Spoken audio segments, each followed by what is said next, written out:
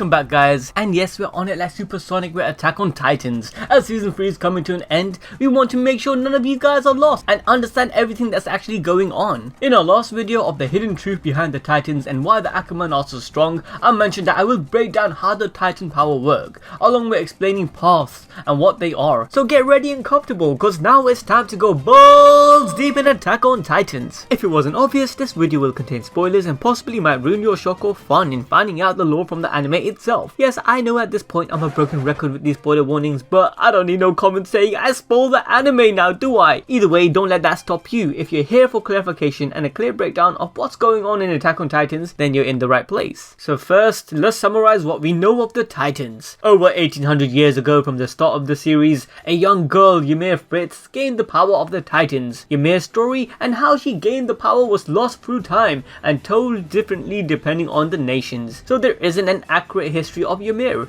Some say the power itself was given to her by the devil of all earth, and others say Ymir awakened the power on her own, or that she gained it when she came into contact with the source of all living matter, which seems to be a version of a god. Now with this power, Ymir is said to have done great things, like contributing to buildings and development of agriculture and so on. This actually gathered her a lot of followings and worshippers, who were later known as her subjects. When Ymir passed away, her soul was split between 9 of her subjects, who went on to form a great nation known as the Eldian Empire. These 9 successors were the first instance of the intelligent Titans. They are led by the founding Titan, who has control over all the subjects of Ymir, but only Ymir and her descendants are able to really use this Titan power. Then there are the other 8 parts of Ymir's soul, which gave rise to the Attack Titan, Beast Titan, Colossus Titan, Armor Titan, Jaw Titan, Female Titan, Cart Titan, and Warhammer Titan. And guys, try to understand, all of these Titans combined make the original Titan of Ymir Fritz. It is said that these 9 Titan powers represent 9 distinct qualities that Ymir possessed as a Titan. Now, these successors, possibly apart from the founding Titan, seem to have been chosen at random, but it's likely that these Titans are drawn to subjects of Ymir who are best suited to that Titan, or best suited based on Ymir's will. Now, what connects all of them back to Ymir is something called paths, which I'm going to be explaining in a bit in more detail. But with that, every single one of her subjects, along with their descendants, either by blood or soul, are spellbounded into turning into a pure Titan with the right trigger. By the way, all of these subjects of Ymir and their descendants are known as Eldians, as after the death of Ymir, the empire they built was called Eldia. Funny enough, the name Eldia in Japanese, Erudea, is similar to the Latin word erudio, a word that has a couple of translations like instruct, educate, and enlighten, which can possibly suggest that Ymir and her subjects probably thought themselves as chosen people who could enlighten the world. Anyways, from then we had the known existence of the 9 intelligent Titan successors, along with the pure Titans, who are just normal Eldian people that turned into mindless Titans. Hence, the Titans are grouped into 2 categories, one being the mindless Titans or the pure Titans, and then there are the intelligent Titans, which are also referred to as the 9 Titans or Titan shifters. So let's start with explaining the pure Titans. As mentioned, the pure Titans are simply Eldian people who have been transformed after being in contact with a trigger. So far, we have revealed 2 triggers, one being injected with Titan spinal fluid, and the other hearing the scream or command of the royal-blooded founding Titan shifter. Well, actually, there is also another way for an Eldian to transform, which is being injected with the spinal fluid of a royal-blooded Titan shifter, and have that Titan shifter give the transformational scream. We see this case with Zeke. Keep watching and I'll explain how and why this works. But depending on the way the transformation happened, the pure Titan form would differ. Yes, there are different types of pure Titan form. Every Eldian have a possible range of Titans they can become. This is proven by the fact that the founding Titan could transform the subjects into any type of Titan form, even into a Colossus Titan, which King Carl actually done to make up the walls. Another proof is when Sergeant Major Gross adjusted the amount of spinal fluid to determine the size of the Titan when he injected it into the Eldian Restorationist. And then there is also the case of there being a different type of Titan injection, as when Rod Reese drank a bit of the Titan fluid from the ground. That one was some good shit, as he turned into one of the biggest Titan ever. It is said that the fluid he had was actually different from the fluid that everyone else used, and it had the label saying the strongest Titan. Now, the range of these pure Titans are not explored as much, but some unique ones are the Colossus Titan Titan in the Wall, Dina Fritz, Smiling Titan, Rod Reese's Titan, and other random ones like the Talking Titan and so on. When it comes to the Titan's anatomy, well, it seems to go against the law of science as it generates both energy and mass instantaneously. The Titans' genetic makeup are full of contradictions, such as their bodies are inconceivably light, allowing them to maneuver around as humans would. And although many Titans do kill their victims by eating them, they apparently have no need for feeding. However, when deprived of sunlight, Titans generally become inactive, indicating that the sun is their primary source of energy. With that said, the 9 Titans do not need sunlight to move, and neither do the Titans controlled by Zeke's Titan or even the Founding Titan. Coming back to the pure Titans, they have extremely rapid regeneration abilities. To kill them, you have to cut the central location of the nervous system, which is at the nape. And unlike the 9 Titans, the pure Titans only have the spine of the original human body within them instead of the entire human body. When they die, their corpse breaks down and then disintegrates into nothingness. So far, the only way for an Eldian who has become a pure Titan to become human again would be for them to consume an Eldian with the power of one of the 9 Titans. So if you're unlucky enough to be transformed into one of these Titans, you better pray you find the right human to eat to become yourself again. And with that, let's move on to these 9 Titans. As we know, Eldians can also be turned into intelligent Titans where they would retain their consciousness along with other perks. But how does one get this power?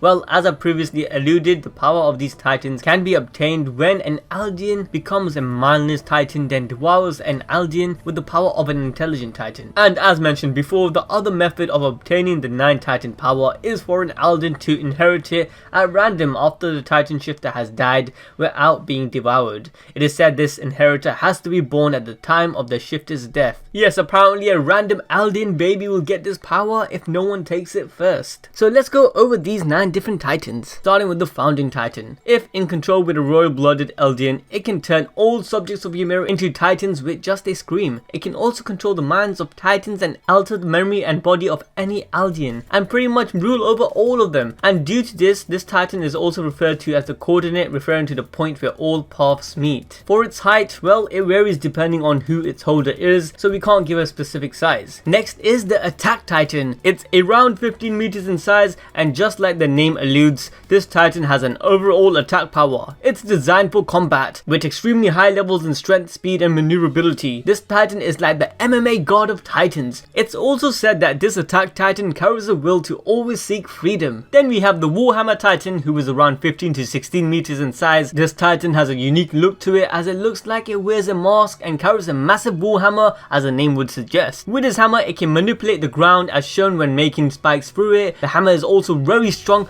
enough to break through hardened skin of the Attack Titan. It also has very fast regenerative ability, and this Titan in general seems like it can create any weapon using its hardened body and the earth, like the crossbow and claw it did in the manga. And unlike any other Titan, its holder doesn't need to reside at the Titan's nape. Instead, the Titan can be controlled from afar through a cable-like structure that connects the Titan's body with the holder's body. The body can even be sealed within a crystal protection, which is again showed in the manga. Basically, the Warhammer Titan is OP.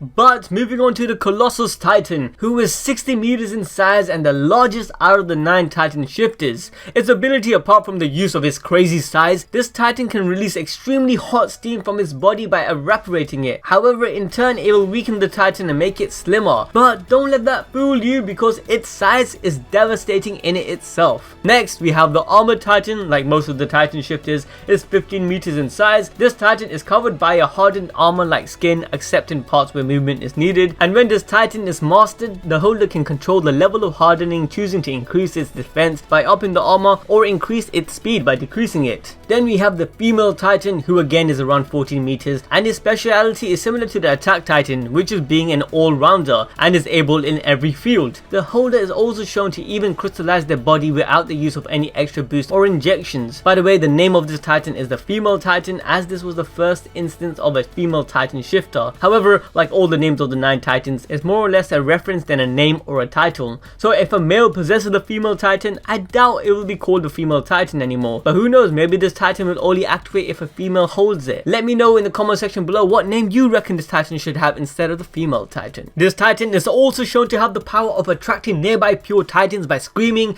which is thought that only royal blooded members have the power over this. So either Annie is royal blooded or this titan has some coordinate ability. I would be more inclined to believe it's Annie who holds the key to unlock this ability, similar to what Zeke can do with his beast titan. With that note, coming to the beast titan, who is a bit bigger than the other titans, having the size of 18 meters. The beast titan also has a unique form looking like a giant ape with long ass arms, which gives it the ability of long ranged attacks, as with those arms the beast titan has devastating throwing power. Now this titan is also seen speaking and having the power to turn Eldians into titans by letting them drink a fluid or inhale gas made out of his spinal fluid. Then the holder just have to give a shout or scream, but as mentioned, it is said that this power doesn't belong to the titan, rather is the power of the royal blood, being able to slightly access the coordinate through any titan, and when with the founding titan, the access to the coordinate is at full power. Moving on, we have the jaw titan being the smallest in size of 6 to 8 meters. However, due to this titan is incredibly quick, and as its name suggests, it has some next level biting force with its jaws. Lastly, we have the cart titan, or also known as the quadrupedal. This titan can walk on all fours, giving it incredible speed similar to that of the jaw titan. This titan also has incredible endurance, and the host can stay in this titan form for a very long time when compared to other titans, and due to the structure of this titan, it can be used as a mule to carry around objects on its back.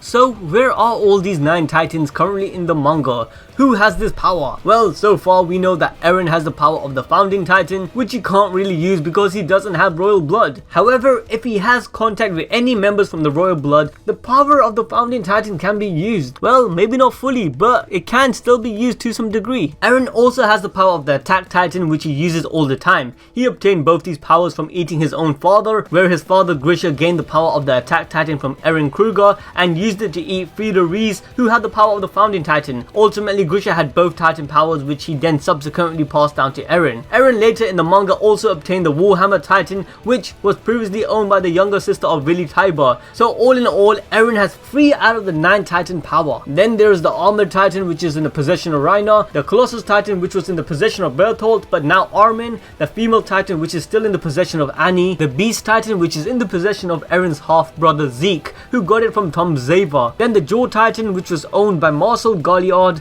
then Ymir, and now Marcel's brother Porco. Lastly, the cart titan, which is owned by Piek, who is just another member of Zeke's squad. By the way guys, I'm butchering every single name out there, so forgive me, and if you don't want to forgive me, let me know in the comment section how to pronounce it, because I don't know how to pronounce Piek. Is it Piek? Is it Pake? Is it, what is this name, man? But leaving my garbage pronunciations aside, you lot kind of should know the difference between all the 9 titans by now. It's a pretty cool power to have, right? Well, if you want to die in 13 years after obtaining such power, then yeah, I guess so. That's right guys, any Eldian who ends up inheriting the power of the 9 titans will die in 13 years after acquiring it. Their body would weaken and they would age very quickly until they die. The reasoning behind this was due to the fact that all Eldians are connected by paths to the founding titan Ymir Fritz, and those who hold the power of the titan can never be stronger than her, so they will perish after 13 years just like she did. So in the manga, after the time skip, Eren only has 4 years to live. So now that we know what a titan is, how does it all work? Is it based on science? Like, is it in their DNA? Is it magic? Like, what is it?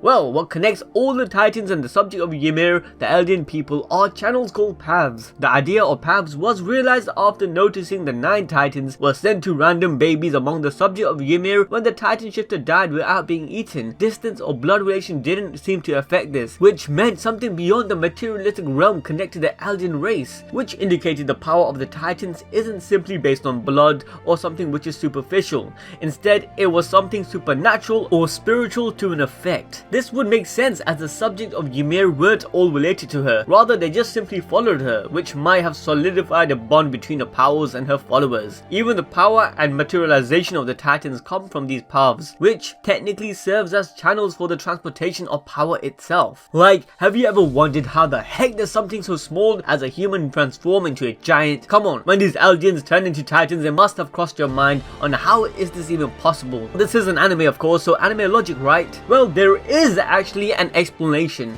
and it's these paths paths. Yes, these paths allow memories, will, flesh, and even bones that make up a Titan's body to be transported into existence. Yes, I said transported, meaning that it comes from somewhere, some place. Now every single power of the Titans are connected and organized by paths.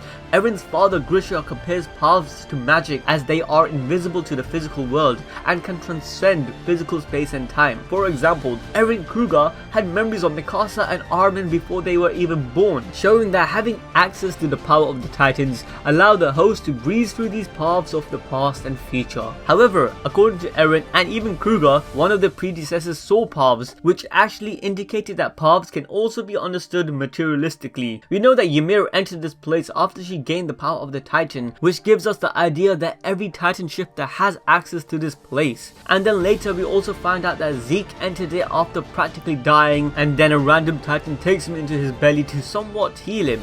After this experience, Zeke reports that time was irrelevant and he felt like he was there for years, but at the same time, he was out of there within an instant. Zeke also saw a young girl carrying a bucket of water. We don't know who this girl is. She could be Ymir Fritz or maybe someone else completely. Either way, we can think of paths as an actual dimension with a web of directories for every Eldian, and the point that connects the paths with all the Eldians is called the coordinate, which allows the one who has full access to it, like the founding Titan, to control every Eldian and the Titans. It also seems that these paths are strengthened by blood relations, and it makes will and memories easier to transfer between family members. Like the direct descendants of Ymir seems to be the only ones to have access to the power of the founding Titan. This might be due to having their own paths meet near the coordinates. The connection to the coordinate is much greater than the normal Eldians. Like, even if a royal-blooded Eldian did not obtain the founding Titan, instead had any other intelligent Titan, it is shown that they have slight access to the coordinates where all paths meet. This would potentially give the control over other Eldians.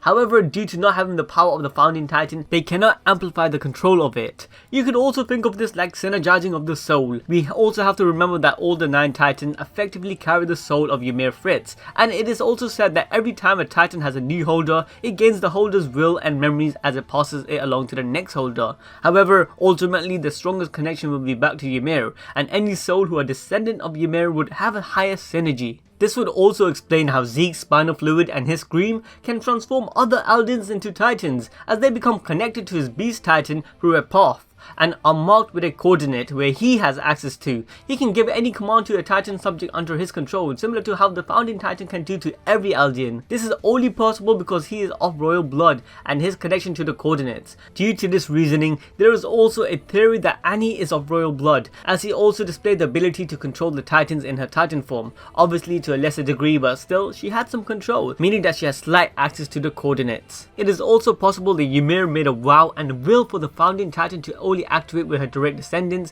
which would insinuate the paths can detect composition of either body, blood, or soul of a person. This isn't really far-fetched, as there is an example of Karl Fritz's vow of renouncing war. This vow and will is locked onto the founding Titan via paths. There is a misunderstanding that this vow is only bonded to the royal family, but in reality is bonded to the Titan itself. But because of the fact that the founding Titan is only activated for Ymir descendants, King Karl's vow and will won't activate either if the founding Titan is in the hand of a non-royal blooded Eldian like Eren. Another example of paths detecting bloodlines is the Ackerman clan, who also uses paths to transfer their power and able to gain battle experience from previous members of their clan when they awaken their power. I made a whole video explaining the Ackerman clan, so make sure to check that out. But I hope I explained what is the Titan and how their power work. If I confused some of you or made any mistakes, then let me know in the comment section below. We might start doing a streaming session of us reading the Attack on Titan manga. If you want that, then let us know in the comment section below, and smash that like button to show us your support. Subscribe and ding that notification bell to stay updated. With that, I'll catch you guys till next time.